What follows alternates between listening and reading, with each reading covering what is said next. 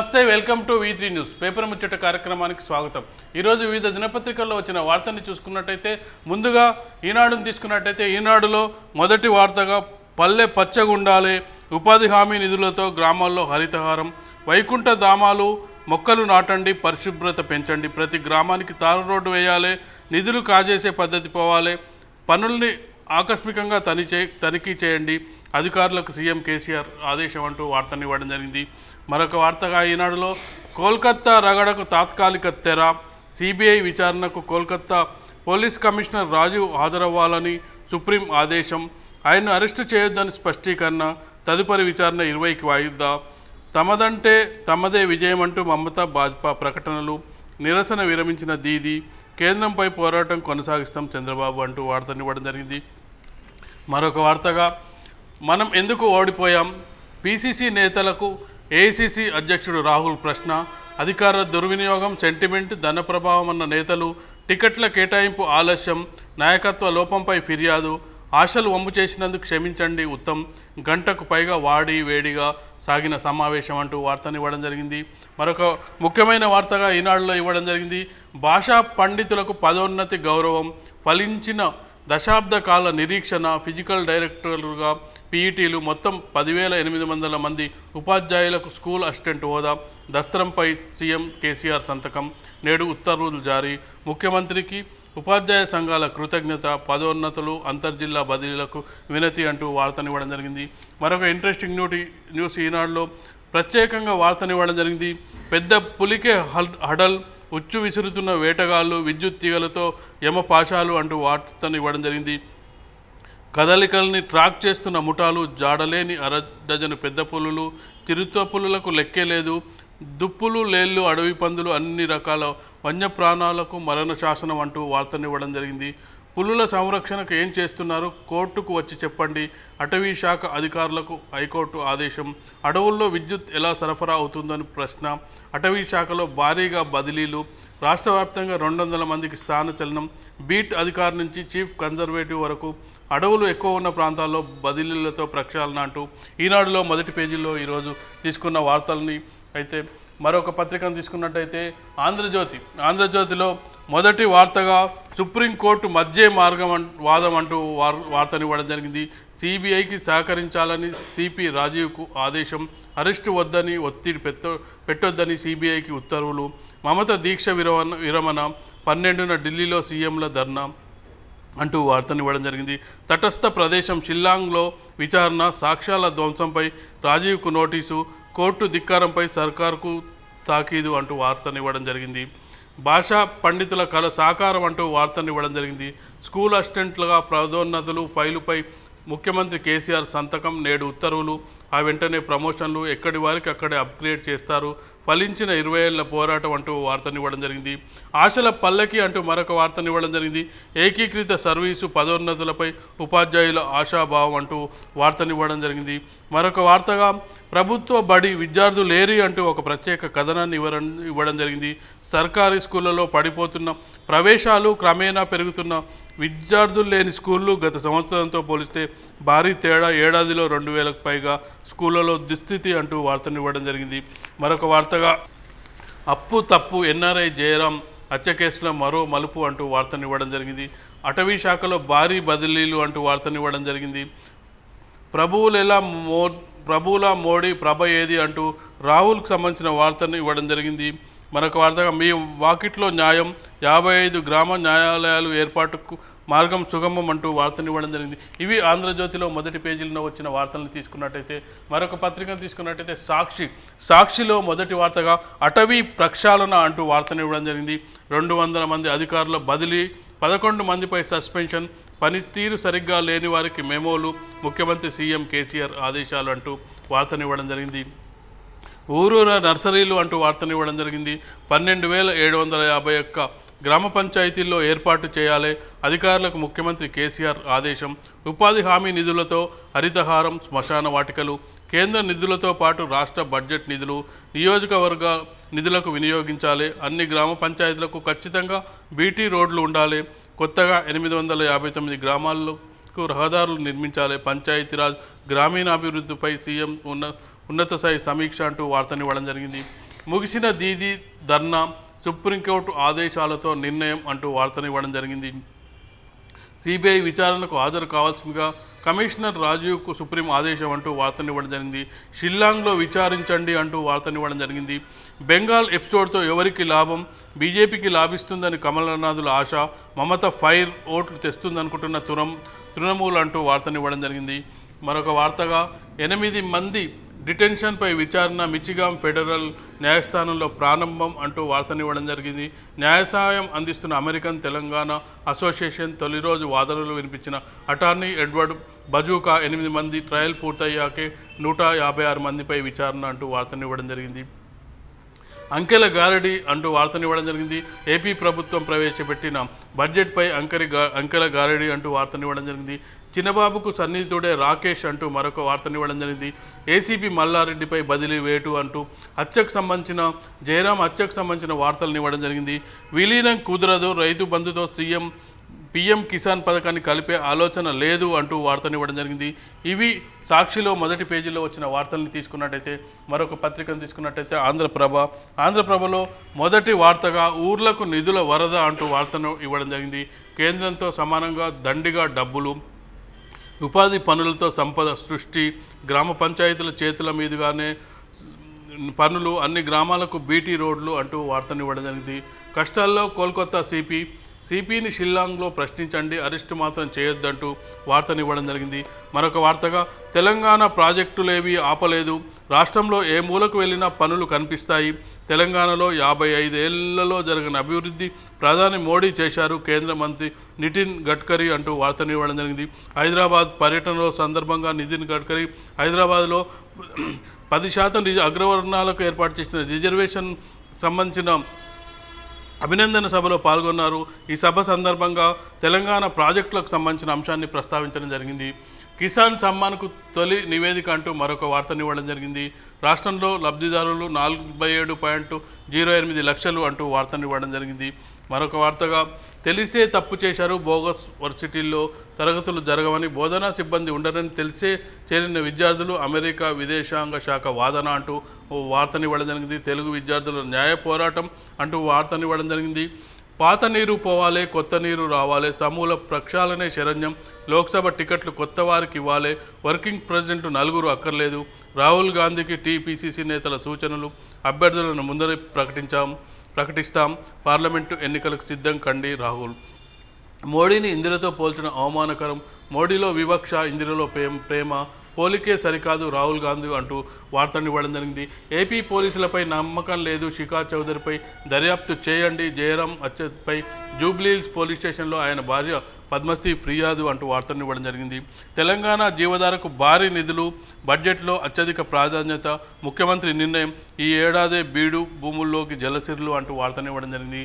సాగునీటి రంగంలో రారాజుగా కాళేశ్వరం పనుల పురోగతిపై సీఎం కేసీఆర్ సమీక్ష, రోజువారీ సమీక్షలు, ఎప్పటికప్పుడు వాకబ్లు అంటూ వార్తనివ్వడం జరిగింది. ఇవి ఆంధ్రప్రభలో మొదటి పేజీలో వచ్చిన వార్తలను తీసుకున్నట్టయితే, మరొక పత్రికను తీసుకున్నట్టయితే నమస్తే తెలంగాణలో మొదటి పేజీలో మొదటి వార్తగా అటవీ శాఖకు కుదుపు, ఒకే రోజు ఐఎఫ్ఎస్ అధికారులను సహా 200 మందికి తబాదల అంటూ వార్తనివ్వడం జరిగింది.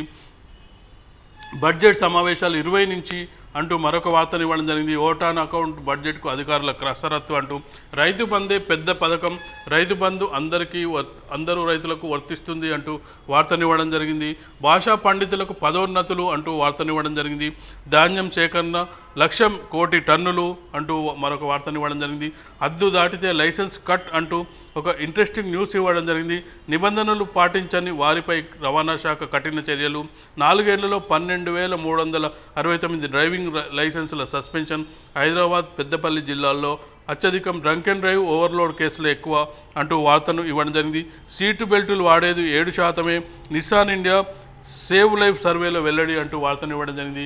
జయరాం హత్య కేసుకు సంబంధించి డబ్బు కోసమే జయరాం హత్య అంటూ వార్తనివ్వడం జరిగింది. ఇవి నమస్తే తెలంగాణలో మొదటి పేజీలో వచ్చిన వార్తలను తీసుకున్నట్టయితే, ఇవి ఈరోజు ప్రధానంగా అన్ని దినపత్రికల్లో వచ్చిన వార్తలను చూసినట్టయితే, దీనిపై విశ్లేషణ కొనసాగించే ముందు ఒక చిన్న బ్రేక్ తీసుకుందాం. ఇప్పుడు ఒక చిన్న బ్రేక్.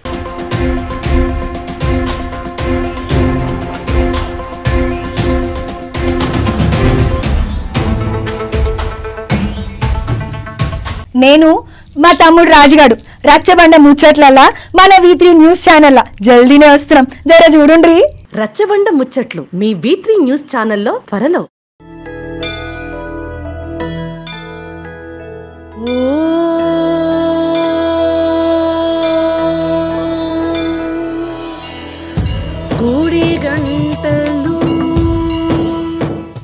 గుడి గంటలు త్వరలో మీ V3 న్యూస్ ఛానల్లో.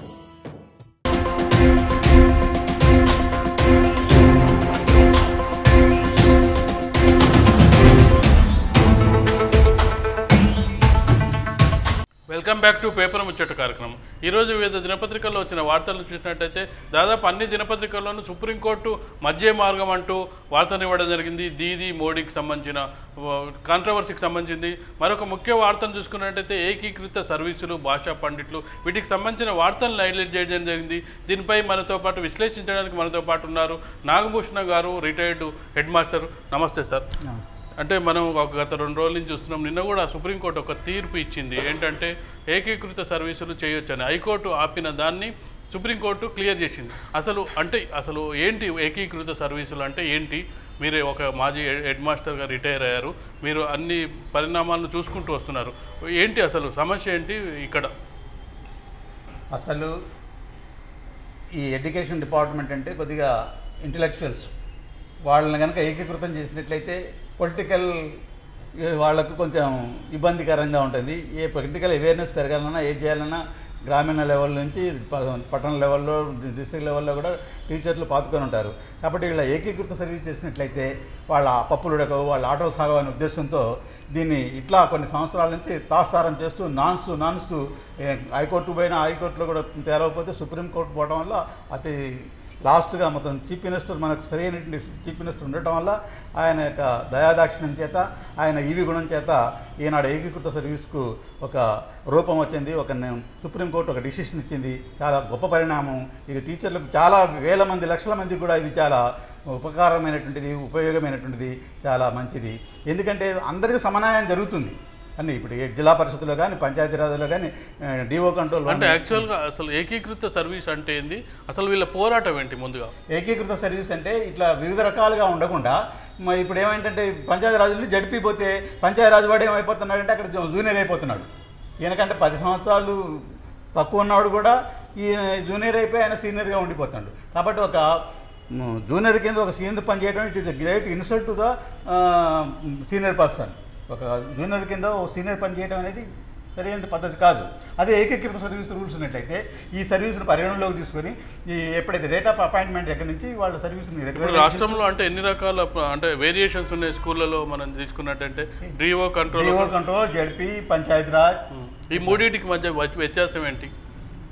రిక్రూట్మెంట్ అంటే ఎక్కడ వీళ్ళకు సమస్యలు ఉంటాయి? ఎక్కడ సమస్యలు అంటే ప్రమోషన్లో కానీ, లేకపోతే ట్రాన్స్ఫర్ చేసినప్పుడు సర్వీస్ రూల్ రెగ్యులేషన్ చేసిన కానీ, లేదా పెన్షన్ క్యాల్కులేషన్ టైంలో కానీ ఇట్లన్నిటి కూడా చాలా ఇబ్బందులు. ఇప్పుడు డిఓ కంట్రోల్ అంటే వాళ్ళ డ్యూటీస్ ఏంది? వాళ్ళు ఎక్కడ ఎవరైనా అంత ఒకటే, స్కేల్స్ అన్నీ కూడా అవన్నీ పద్ధతులు, రూల్స్, రెగ్యులేషన్ అన్నీ ఒకటే. కానీ డిఓ కంట్రోల్ కొద్దిగా హై ఫీల్ అవుతారు. ఓకే, పంచాయతీరాజ్ కంటే మేము చాలా డిఓ కంట్రోల్ అవ్వడం, చాలా నాలెడ్జ్ ఉన్నవాడడం, చాలా గొప్ప అవ్వడం అని కొద్దిగా ఎక్కువ ఫీల్. జడ్పీ స్కూల్ అంటే జిల్లా పరిషత్ ఉంటుంది కదా, మన జిల్లా లెవెల్లో వాళ్ళు జడ్పీ స్కూల్, అది సెకండ్ కేటగిరీ వస్తుంది. ఇది పంచాయతీరాజ్ అంటే ఇంకో కొంచెం అంటే 3 variations, DO control, ZP control, Panchayati Raj 3 variations. అంటే ఇప్పుడు ఏకీకృత సర్వీస్ అంటే 3 సర్వీసులు కలిపి ఒకటే చేయాలని డిమాండ్, టీచర్ల డిమాండ్. దీన్ని హైకోర్టు ఎందుకు ఆపేసింది, స్టే ఇచ్చింది? హైకోర్టు అంటే కొంత పొలిటికల్ ఇన్ఫ్లుయెన్స్ ఉపయోగించి బలమైన యూనియన్లు ఏం చేశాయంటే పోరాడి ఏకీకృత సర్వీస్ రూల్స్ ఒప్పుకోకుండా దాన్ని ఆపు పెట్టడం కోసం, తొక్కి పెట్టడం కోసం చాలా గట్టి ప్రయత్నాలు చేసింది. దానివల్ల ఇట్లా ప్రొలాంగ్ అవుతూ వచ్చేస్తుంది అనమాట. ఇప్పుడు మన చీఫ్ మినిస్టర్ దగ్గరగా మన ఎమ్మెల్సీ ఉన్నాడు Pothkuri Sudhakar Reddy, is my best friend.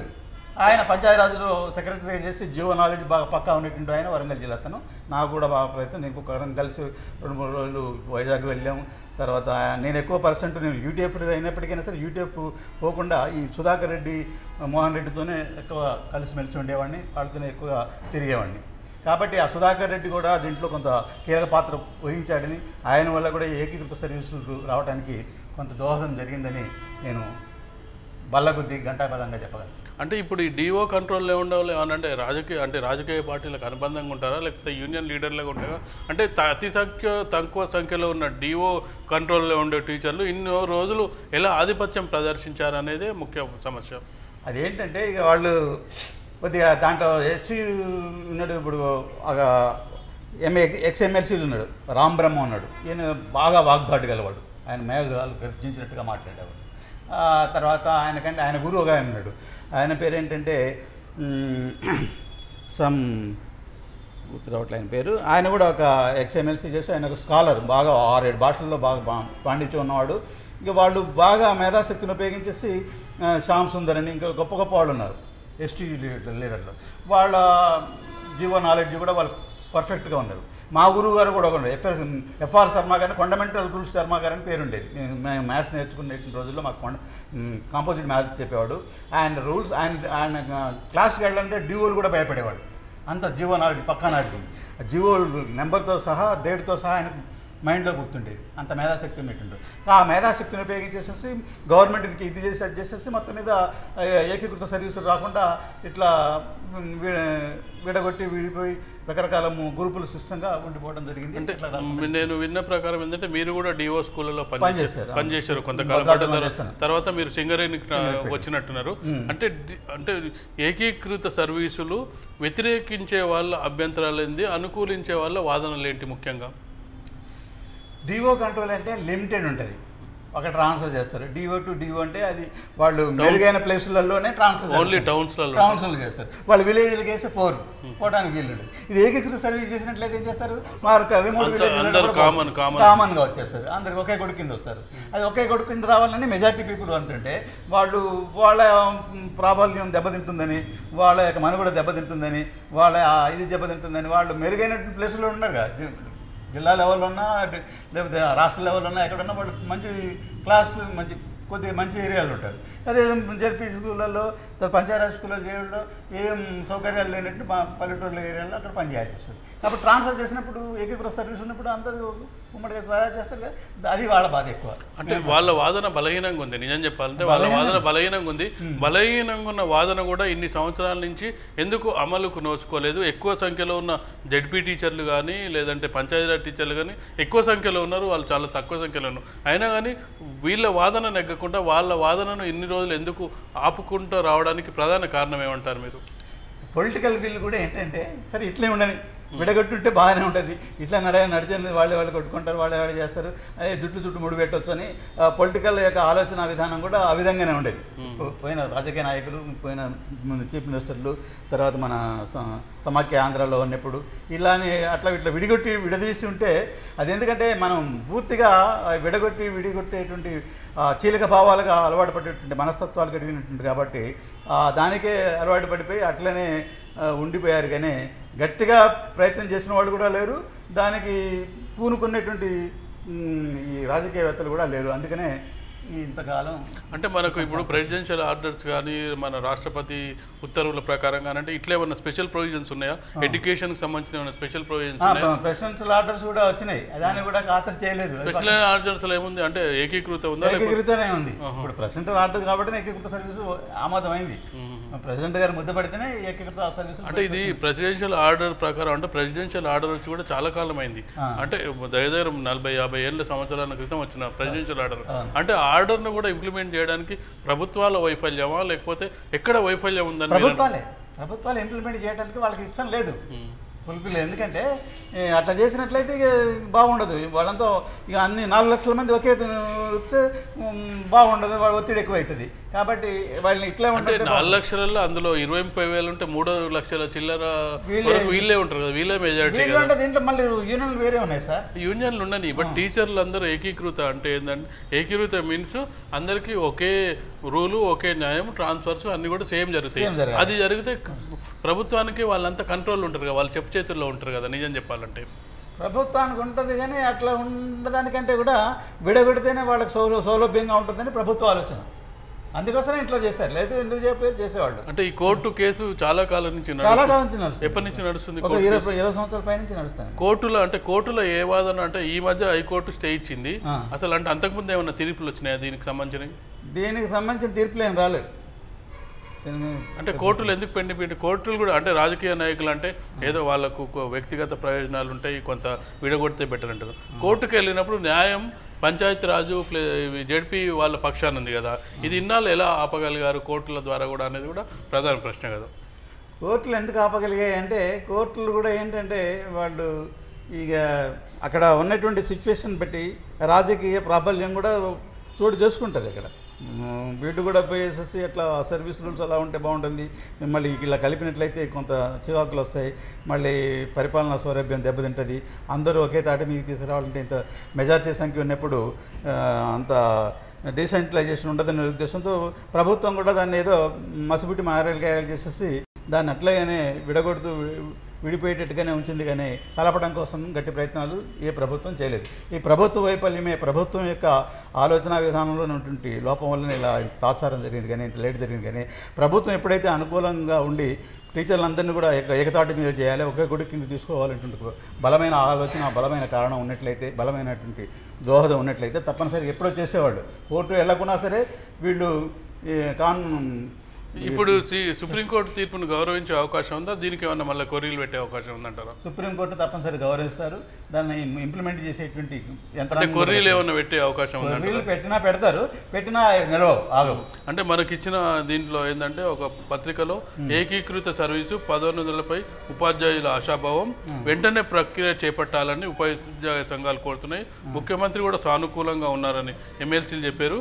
అటు న్యాయ సమస్యలు ఉన్నాయట, ఇటు కోడ్లు న్యాయ సమస్యలు వీటి అధిగమిస్తూ చేయడమేలా ప్రభుత్వ అధికారుల మల్లగుల్లాలు న్యాయ సలహా కోరాలని నిర్ణయం. అంటే ఇంకేవో సమస్యలు ఉన్నట్టుగా మనకి ఈ వార్త సారాంశంగా కనిపిస్తుంది.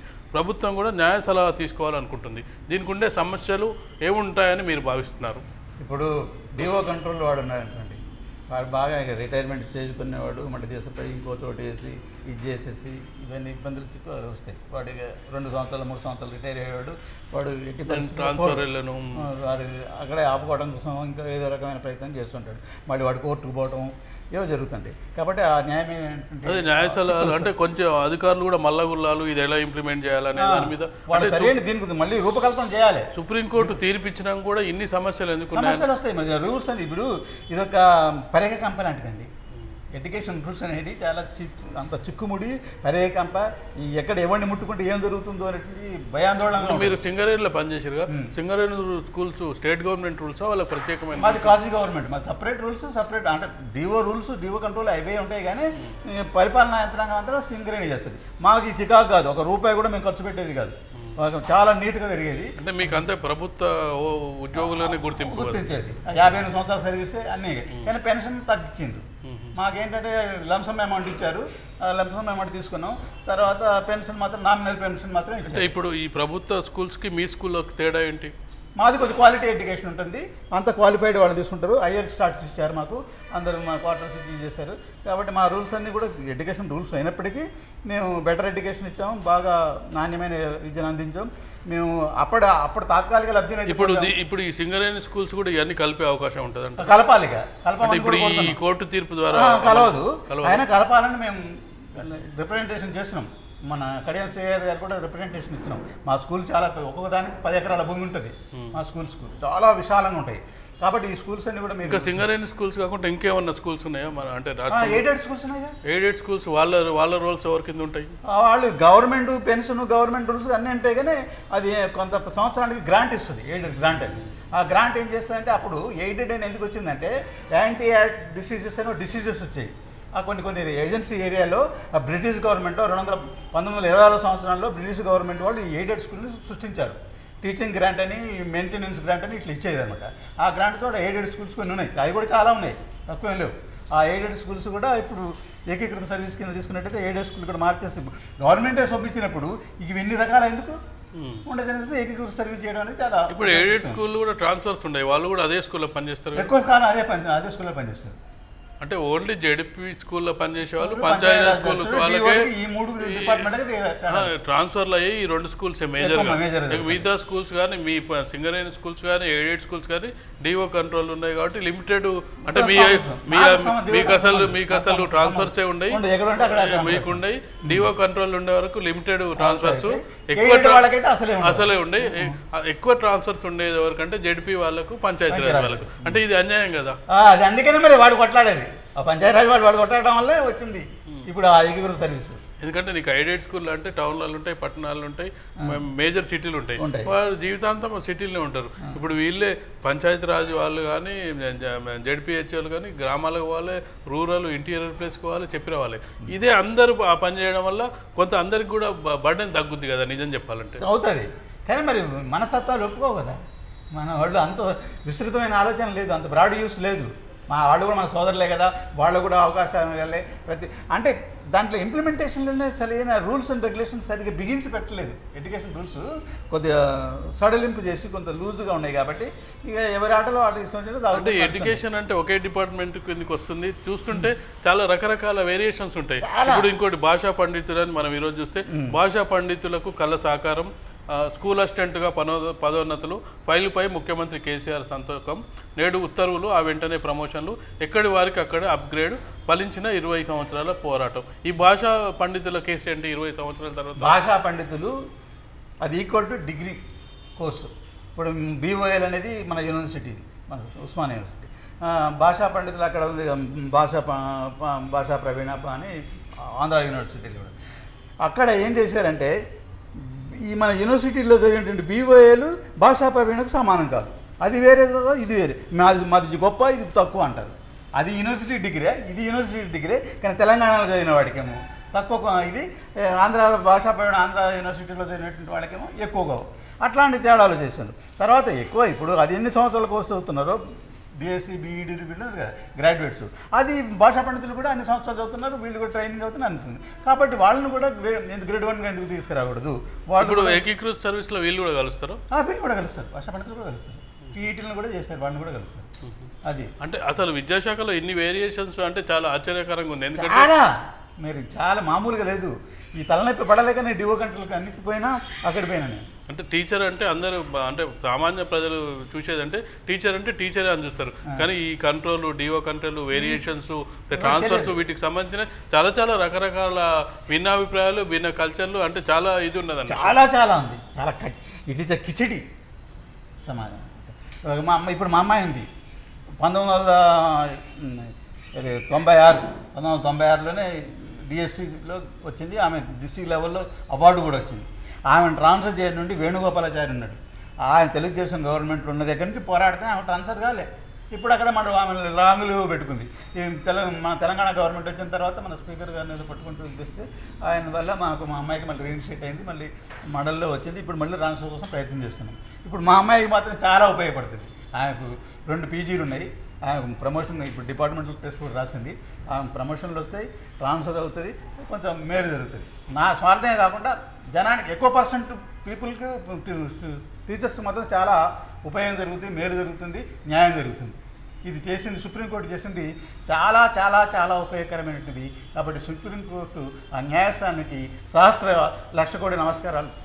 థ్యాంక్ యూ నాగభూషణం గారు. అంటే విద్యలో ఇన్ని వేరియేషన్స్ ఉంటాయి, విద్యాశాఖలో ఇన్ని వేరియేషన్స్ ఉన్నాయని మీరు చాలా క్లియర్గా చెప్పడం జరిగింది. అంటే సుప్రీంకోర్టు చెప్పినట్టు ఇంప్లిమెంట్ చేస్తూ ఎక్కువ మంది టీచర్లు ఏది కోరుకుంటారో దాన్ని ఏకీకృత సర్వీస్ ద్వారా అందరికీ న్యాయం జరిగేలా చేయాలని V3 న్యూస్ కూడా కోరుకుంటుంది. ఇది పేపర్ ముచ్చట కార్యక్రమం. తిరిగి రేపటి కార్యక్రమంలో కలుసుకుందాం. అంతవరకు సెలవు, నమస్కారం.